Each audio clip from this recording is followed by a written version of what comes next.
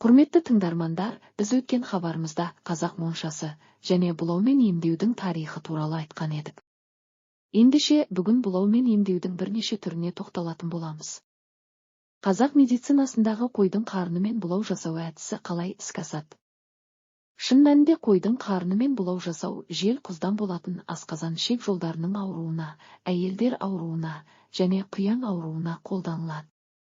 Емдеу әдісі төмендегідей: семіз тұл қой немесе құнан, дөнен қойларды сойып, қарнын қоюдан бұрын науқас адамды астын жұмсақтап төсекке екі аяғын көсілтіп отырғызады да, сойылған қойдың қарнын дереу жылы күйінде науқас адамның құрсағына қойып, жылы орап қояды.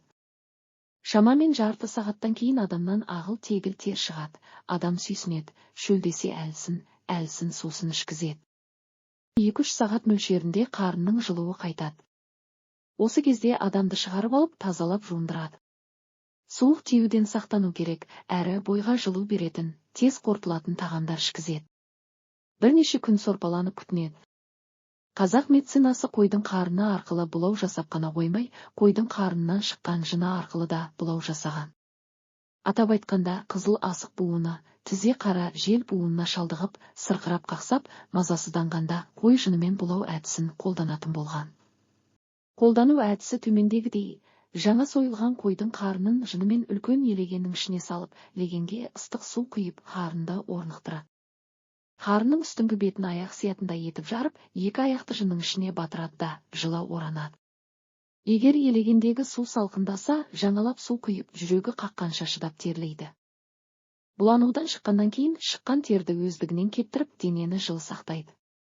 Қазақ халқы көшпенді тұрмыс кешіргендіктен табиғаттың алуан түрлі құбылыстарына кезігіп отырады. Жатын орынның ылғалдығы, қыстағы суық ауаның ызғары, одан қорғанатын жабдықтардың кемшіл болуынан, жасы ұлғайған ер-әйел адамдар жел құс, құяң ауруларына шалдығады. Емшілеріміз адамдарды науқастардан айықтыру мақсатында алуан түрлі амалдар қолданған, оның бірі қой терісіне түсіп емделу. Қой терісіне түскенде адыраспан, жалбыз, қара бұрыш, арша бүрі сынды емдік өсімдіктерді талқандап, бітеу сойылған қойдың терісіне тегіс сылап жағады. Көбінесе еркек қойдың терісі пайдаланылады. Буын ревматизмі, артрит, полиартрит, суық тиюден болған жел құз ауруларын емдеуге қолданылады. Емдеу әдісі төмендегідей: кемеліне келіп семірген еркек қойды немесе ту қойды таңдап алып, терісін бітеу сояды. Күздегі піскен ерменді бүрімен қоса қайнатып, оның нілін терінің ішіне құяды. Науқас адамды шешіндіріп, мойыннан төмен теріге орайды. Жылы жамылып 2-3 сағат терінің ішінде жатады. Уақыт толғаннан кейін тазаланып жуынады. Өзін жылы сақтап, сорпаланып күтінеді. Мұның жел құз ауруына болған өнімі көрнекті болады.